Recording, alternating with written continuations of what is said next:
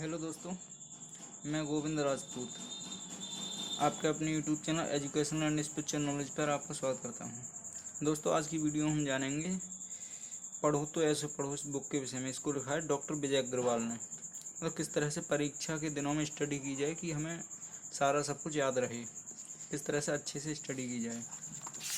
तो ये बुक है, ये लेखक के बारे में है कुछ। ये लेखक के बारे में मैं कुछ पढ़ता हूँ यहाँ पे। डॉक्टर विजय अग्रवाल ने एमए पीएचडी करने के बाद सन 1983 में देश की सबसे कठिन मानी जाने वाली सिविल सेवा परीक्षा में सफलता प्राप्त की। 5 वर्षों तक महाविद्यालय में पढ़ाने के बाद आप 10 वर्षों तक भारत के तत्कालीन राष्ट्रपति डॉक्टर शंकर दयाल शर्मा के निजी सचिव रहे। आपके पास विश्व के 20 देशों के विश्वविद्यालयों एवं वहाँ के विद्यार्थियों से मिलने का अनोखा अनुभव है। डॉक्टर विजय अग्रवाल देश के अनेक प्रतिष्ठित शैक्षणिक संस्थानों के गेस्ट फैकल्टी हैं। आपने अनेक पुस्तकें लिखी हैं, जिनमें बेस्ट सेलर बुक समय आपकी मुट्ठी में शामिल है, जी जागरण और जी न्यूज़ पर आपके प्रोग्राम सदा सफल, हनुमान तथा मंथन की मोती अत्यंत लोकप्रिय हैं। इस तरह से दोस्तों ये लेखक का परिचय था और इसमें काफ़ी चैप्टर्स हैं। ये हैं अध्ययन क्या है, अध्ययन का मनोविज्ञान, हमारा मस्तिष्क, स्मरण शक्ति को कैसे बढ़ाएं, मस्तिष्क का व्यायाम, पढ़ो तो ऐसे पढ़ो, कक्षा में बैठने का मतलब, परीक्षा की तैयारी, परीक्षा के दिनों में। दोस्तों आज हम इस टॉपिक पर बात करेंगे परीक्षा की तैयारी। इसमें देखते हैं परीक्षा की तैयारी किस तरह से की जाए, इसमें दिया हुआ है जो। तो देखते हैं दोस्तों, ये है इसमें, यहाँ हम निकाल रहे हैं इसको भी, ये निकल आई, ये यहाँ पर चैप्टर है, इसको हम पढ़ते हैं परीक्षा की तैयारी। तो इसमें लिखा हुआ है, सबसे अच्छे मार्गदर्शक होते हैं अनसोल्ड पेपर। विद्यार्थी के रूप में आप जो कुछ भी पढ़ते हैं वह सब अंततः परीक्षा के लिए ही तो पढ़ते हैं। इसलिए आप सोच सकते हैं कि फिर अलग से परीक्षा की तैयारी के बारे में बताने का भला क्या तुक है, लेकिन मैं समझता हूं कि बताया जाना चाहिए। आप सही सोच रहे हैं कि आप जो कुछ भी पढ़ते हैं परीक्षा के लिए ही पढ़ते हैं, लेकिन परीक्षा को ध्यान में रख कर नहीं पढ़ते। मैं इसी की तरह आपका ध्यान दिलाना चाहता हूँ। यहाँ इस बारे में मैं आपको कुछ व्यवहारिक बातें बताना चाहूँगा। मैं इस बात का प्रबल समर्थक हूँ कि एक विद्यार्थी को अपना पूरा पाठ्यक्रम पढ़ना चाहिए, इस बात की परवाह किए बिना कि इसमें से परीक्षा में क्या पूछा जाएगा और क्या नहीं। यदि सचमुच आपको अपने विषय को समझना है और उसे लंबे समय तक याद रखना है, तो इसके सिवा आपके पास दूसरी कोई रामबाण औषधि नहीं है कि आप अपने पूरे पाठ्यक्रम को पढ़ें। यहाँ जब मैं पूरे पाठ्यक्रम को पढ़ने की बात कह रहा हूँ, तो यह पढ़ा जाना टेक्स्ट बुक से होना चाहिए, ना कि गाइड से, और ना ही क्लास में लिखाए गए नोट्स से या खुद के द्वारा बनाए गए नोट्स से। आप यह सब भी कीजिए, लेकिन यह करना ना भूलें कि टेक्स्ट बुक को पढ़ें, पूरा पढ़ें और इत्मीनान से एक एक पंक्ति पढ़ें। इसका बहुत महत्व होता है। लेकिन जब आप परीक्षा के लिए विशेष रूप से तैयारी करें, तब आपको चाहिए कि आप अपने इस पूरे पाठ्यक्रम में से कुछ महत्वपूर्ण चैप्टर्स को चुन लें और उन्हें बहुत अच्छी तरह से तैयार करें। यहाँ तक कि उन्हें लिखकर भी तैयार कर सकते हैं। इन चैप्टर्स के बारे में ज़्यादा से ज़्यादा पढ़ें ताकि ये आपके दिमाग में बहुत अच्छी तरह से बैठ जाएं। उनके पॉइंट्स बना लें और उन्हें रट डालें।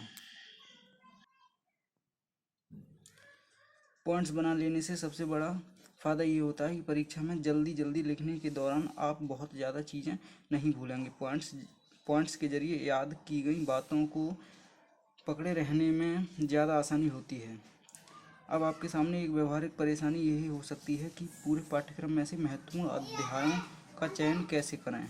मेरा यह अनुभव रहा है कि इसके लिए सबसे अच्छे मार्गदर्शक होते हैं अनसोल्ड पेपर्स। आप उसी विषय के पिछले 5 से 7 सालों में पूछे गए प्रश्नों को पढ़ें, उन पूछे गए प्रश्नों का वर्गीकरण कर लें। यह जानने की कोशिश करें कि हर साल किस किस चैप्टर से कितने कितने प्रश्न आए हैं और किस किस तरह के प्रश्न आए हैं।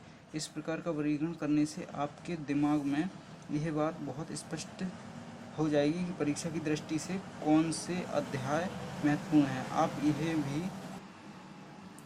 आप यह भी समझ सकेंगे कि कौन से अध्याय ऐसे हैं जिनमें से हर साल प्रश्न पूछे जाते हैं। आप जान सकेंगे कि कौन से टॉपिक्स ऐसे हैं जिनसे एक एक साल छोड़कर प्रश्न पूछे जाते हैं। आप ऐसे अध्यायों की भी पहचान कर सकेंगे जिनसे या तो प्रश्न ही नहीं पूछे जाते या पूछे भी जाते हैं तो कभी कभार। निश्चित रूप से ऐसे अध्याय आपके लिए बहुत मायने नहीं रखेंगे। अच्छी तैयारी के लिए अध्यायों का चयन करते समय आप उस तथ्य से घबराएं नहीं जिसकी अब मैं चर्चा करने जा रहा हूँ। अक्सर किसी भी प्रश्न पत्र से यदि 5 प्रश्न हल करने हों तो सामान्यतः उसके लिए 10 प्रश्न दिए जाते हैं, यानी कि आधे प्रश्नों को छोड़ने की गुंजाइश रहती है।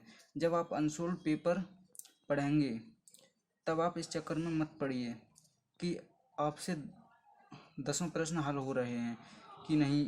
यदि हो भी रहे हैं तो उससे आपको तो कोई फ़ायदा होने वाला है नहीं। जो कुछ भी होना है वह केवल 5 प्रश्नों के आधार पर होगा। इसलिए 5 प्रश्नों से अधिक जो कुछ भी बन रहा है वह परीक्षा की दृष्टि से अर्थहीन है। इस प्रकार जब आप अपनी परीक्षा की तैयारी के लिए प्रश्नों का चयन करें तब आपके दिमाग में यही बात रहनी चाहिए कि मुझे अपने लिए 5 प्रश्नों की ज़रूरत है। यदि आप 10 प्रश्नों की ज़रूरत को लेकर चलेंगे तो आपके लिए चयन करना मुश्किल हो जाएगा। चयन करने का अर्थ ही है थोड़े से ऐसे महत्वपूर्ण प्रश्नों को छांटना जिनकी तैयारी आपको बहुत अच्छी तरह से करनी है।